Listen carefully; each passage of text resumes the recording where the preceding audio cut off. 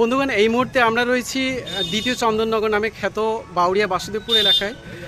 দুর্গাপূজা এবং শ্যামাপূজার শেষে জগদ্ধাত্রী পূজা, যেটা কথিত আছে রাজা কৃষ্ণচন্দ্র তিনি জগদ্ধাত্রী পুজো প্রথম প্রচলন করেছিলেন এই বাংলায়।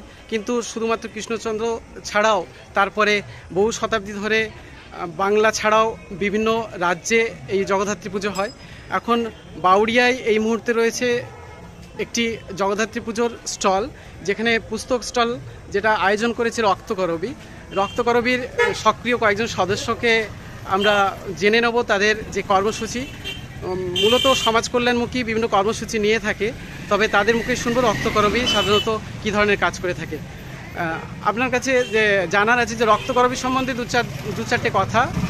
আমরা রক্তকরবী মানেই হচ্ছে রবীন্দ্রনাথ ঠাকুরের সেই রক্তকরবী, যে রক্তকরবীতে নন্দিনী চেয়েছিল একটা সুন্দর এমন পৃথিবী যেখানে শোষণ যন্ত্রণা থাকবে না। আমরা রবীন্দ্রনাথ ঠাকুরকে পাথেয় করেই আমাদের পথ চলাটা শুরু করেছিলাম 2020 সালের করোনার সময়কালে। উদ্দেশ্য একটাই, আমরা সেই সময় দেখেছিলাম চাতক পাখির মতন অভিভাবক অভিভাবিকারা তারা হাসপাতালের দরজার মধ্যে ব্লাড সেন্টার, যেগুলো আমরা বলি ব্লাড ব্যাংক বলে সবাই জানেন, সেখানে রক্তের জন্য হাহাকার চলছিল, রক্তদান শিবির বন্ধ ছিল। আমরা মনে করেছিলাম আমাদের শরীরের রক্ত সে তো আর কোনো কারখানায় তৈরি হয় না, আমাদের শরীর থেকেই তৈরি হয়। তাই আমরা রক্তদানের প্রয়োজনীয় তাগিদে আমরা মানবিক বন্ধুদের সবাইকে নিয়ে, ছাত্র যুব বিভিন্ন পেশার মানুষকে নিয়ে গড়ে তুলেছিলাম রক্তের পরিবার রক্তকরবী। আজ রক্তকরবী দ্বিমুখী কাজ করছে, একদিকে থ্যালাসেমিয়া সচেতনতার কাজ, আর একদিকে রক্তদানের, যাতে নতুন রক্তদাতা ঘরে ঘরে তৈরি হয়। আমরা পশ্চিমবঙ্গ জুড়েই আমাদের কর্মী বন্ধুরা রয়েছেন, বিভিন্ন জেলাতে রয়েছেন, সেই কাজটা আমরা করছি এবং আমরা মনে করি শুধু এককভাবে সম্ভব নয়, সমস্ত ক্লাব সামাজিক সংগঠন সবাইকে একসাথে হাতে হাত মিলিয়ে চলতে হবে। এবং আজকে আমরা এই মূলত প্রচারের জন্যই সামাজিক কাজে এগিয়ে আসার আহ্বান জানি। আমরা এই উৎসব সময়কালে রক্তকরবীর পক্ষ থেকে স্টল দিয়েছি, কারণ একটু আগেই আপনার মাধ্যম দিয়ে বা আপনাদের যে চ্যানেলের মাধ্যম দিয়ে আপনারা জানাচ্ছিলেন যে পাঁচলা বাউরিয়া রোডে মানে জনস্রোত হয়, সেই জনস্রোতের মানুষজন অন্ততপক্ষে এই কথাটাই বলুন, আমরা মানুষ হয়ে মানুষের পাশে দাঁড়াবো, এই সংকল্প থেকেই আমাদের আজকে স্টল। মানুষের জন্য এটা তো বটেই, কিন্তু মুমূর্ষু রোগীদের জন্য তো রক্তের যে চাহিদা সেটা তো যারা রোগী, কিন্তু দেখা গেছে যে সচেতনতার অভাবে থ্যালাসেমিয়া রোগীর সংখ্যা বাড়ে। বিশেষ করে বিয়ের আগে যে কাউন্সেলিং, অর্থাৎ থ্যালাসেমিয়া কেরিয়ারের সাথে আরেকজন কেরিয়ারের বিবাহজনিত কারণে থ্যালাসেমিয়া রোগী বাড়ে। তো এই সচেতনতা বৃদ্ধির ক্ষেত্রে আপনারা কি ধরনের ভূমিকা পালন করেন একটু যদি জানেন। আমরা শুধু রক্তদান শিবির করার কথা বলি না, আমরা হাতে নাতে বিভিন্ন গ্রামে, বিশেষ করে শহরমুখী মানুষ কিন্তু গ্রামে প্রান্তিক এলাকার মানুষ এখনও জানেন না আমাদের যে সকলের শরীরের মধ্যে কি জিন আছে। হিমোগ্লোবিন মানে হচ্ছে রক্তের অক্সিজেন কমে গেলে তখনই হচ্ছে সেই জিন এসছে সাইপ্রাস নামক দেশ থেকে, যা আজকে থ্যালাসেমিয়া মুক্ত। কিন্তু আমাদের ভারত, আমরা এখনো পর্যন্ত অনেক কথা বলি, থ্যালাসেমিয়া দিবস পালন করি, কিন্তু থ্যালাসেমিয়া প্রতিরোধের জন্য আমরা সেইভাবে আইন কিন্তু এখনো করতে পারিনি। আমরা রাষ্ট্রপতির কাছে, প্রধানমন্ত্রীর কাছে আমরা 22 সালে আমরা আবেদন জানিয়েছিলাম যে থ্যালাসেমিয়া প্রতিরোধ আইন যদি না গড়ে তোলা যায়, বিয়ের আগে রেজিস্ট্রি যেমন বাধ্যতামূলক, সেরকম রেজিস্ট্রেশনের সাথে শর্ত হিসাবে থ্যালাসেমিয়া স্ক্রিনিং টেস্টটা করতে হবে। তাই জন্য আমরা প্রত্যন্ত গ্রামেও আমরা থ্যালাসেমিয়া স্ক্রিনিং টেস্ট ক্যাম্প করছি, যেটা বিনা পয়সায় সরকারি ব্যবস্থাকে কাজে আসে। এবং সরকারি ব্যবস্থার সুযোগ যদি সব মানুষ পায়, তাহলেই কিন্তু এই থ্যালাসেমিয়া রোগ থেকে আগামী দিনে নতুন শিশু সুন্দর পৃথিবী দেখতে পাবে। এইভাবেই আমরা কাজটাকে করছি। পুজোকে কেন্দ্র করে আপনারা তো এই স্টলের মাধ্যমে মূলত সামাজিক বার্তা দিচ্ছেন, তো সমাজের মানুষকে কিভাবে আপনারা পাশে পেয়েছেন বা পাশে পেতে চাইছেন? প্রথমত রক্তকরবী হচ্ছে একটা নোবেল অর্গানাইজেশন, যেখানে আমরা একটা নোবেল থিম নিয়ে কাজ করছি। থ্যালাসেমিয়া যারা পেশেন্ট তাদেরকে বাঁচানোর জন্য আমাদের এই উদ্যোগ। এছাড়াও এই সচেতনতা যে বিয়ের আগে আপনারা রক্ত পরীক্ষা করান, এবং আমরা চাইছি যে সাধারণ মানুষও যাতে আমাদের অর্গানাইজেশনের সঙ্গে আসেন এবং আমাদের সাথে একসাথে কাঁধে কাঁধ মিলিয়ে এই সচেতনতাকে পরিবেশের মধ্যে এবং সমাজের মধ্যে ছড়িয়ে দেওয়ার জন্য আমরা এখানে দেখতেই পাচ্ছেন যে এরা আমাদের অ্যাক্টিভ সদস্য প্রত্যেকে।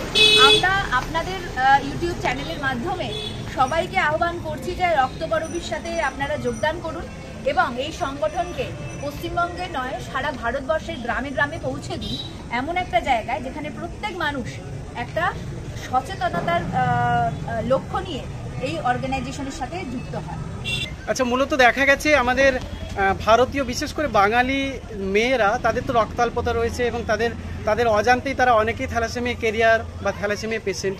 তো তাদের মধ্যে সচেতনতা বৃদ্ধির ক্ষেত্রে বা যাতে তারা সেলফ মোটিভেটেড হয়ে টেস্ট করতে যায়, সে ব্যাপারে আপনারা কী ধরনের কর্মসূচি নিয়ে থাকেন? না, আমরা রক্তকরবীর পক্ষ থেকে বিভিন্ন বিদ্যালয়ে নবম এবং দশম শ্রেণীর ছাত্রীদেরকে এই থ্যালাসেমিয়া বিষয়ক সচেতনতার জন্য তাদের রক্ত টেস্ট করে তার রিপোর্ট দেওয়ার ব্যবস্থা করছি। আমাদের এখনও ক্যাম্পের সংখ্যা হয়তো কম, কিন্তু আমরা শুরু করেছি কাজটা শুরু করতে আমাদের সাড়াও পড়েছে। কারণ যেটা আমরা বুঝেছি যে সচেতনতার অভাব, বিশেষ করে মেয়েদের মধ্যে এবং তাদের অভিভাবিকাদের মধ্যে।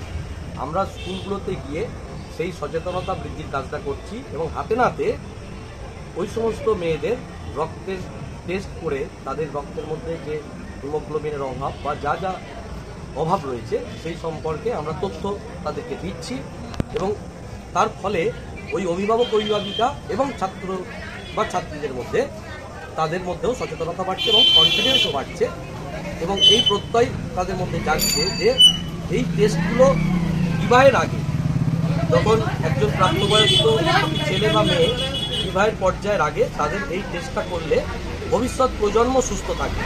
কারণ এই মুহূর্তে দাঁড়িয়ে উলুবেড়িয়া সাব ডিভিশনের আন্ডারে প্রায় 1000-এর ওপর থ্যালাসেমিয়া আক্রান্ত শিশুরা আছেন। তাদের রক্তের জোগাড় দিতে আমরা সত্যি হিমশিম খেয়ে যাচ্ছি। ব্লাড ব্যাঙ্কগুলো তো বটেই, সেই অভাব দূরকরণের একটাই উপায় সচেতনতা। তার লক্ষ্যেই রক্তকরবী কাজ করছে। আমরা তার ছোট ছোট ক্ষুদ্র সৈনিক বলা যেতে পারে। আমাদের কাজটা তখনই সফল হবে যদি আমরা ব্যাপক হারে মানুষকে এই বিষয়ে সচেতন করে তুলতে পারি। রক্তকরবীর পক্ষ থেকে বিভিন্ন জায়গায় ক্যাম্প করতে গিয়ে কি ধরনের প্রত্যক্ষ অভিজ্ঞতা দেখছেন? আমরা যে অনেক বিদ্যালয় এবং গ্রামাঞ্চলের স্ক্রিনিং টেস্টের যে ব্যবস্থার মাধ্যমে যেটা আমাদের মধ্যে ধরা পড়েছে যে শতকরা 10%-এর মতন কেরিয়ার, শতকরা 10%, মানে যতগুলো পরীক্ষা হচ্ছে তার মধ্যে শতকরা 10 কেরিয়ার ধরা পড়ছে। এগুলো তো দেখা গেছে যে রোগীর আত্মীয় স্বজনদের যখন রক্তের প্রয়োজন হয় ব্লাড ব্যাংকে গিয়ে ডাক্তারের রিকুইজিশন অনুযায়ী সেই ব্লাড পাওয়া যায় না। বিশেষ করে গ্রীষ্মকালে রক্তের প্রচুর ক্রাইসিস থাকে। রক্তকরবী সেক্ষেত্রে গ্রীষ্মকালে বা এই সংকটজনক পরিস্থিতি কি ধরনের সহায়তা করে থাকে রোগীকে? আমরা ওই সময় আমাদের কাছে যখন খবর আসে যে এরকম কোনো শিশু থ্যালাসেমিয়া পেশেন্ট আছে, তখন আমরা সেই মুহূর্তে হসপিটালে পৌঁছে যাই। গিয়ে ওখানে আমরা নিজেরা সরাসরি ব্লাড দিয়ে দিই। অর্থাৎ ব্লাড ট্রান্সমিশন হয় ডাইরেক্ট লাইভ ডোনারের মাধ্যমে। একবার আপনার নাম পরিচয়। রেখা ব্যানার্জি, বাসুদেব।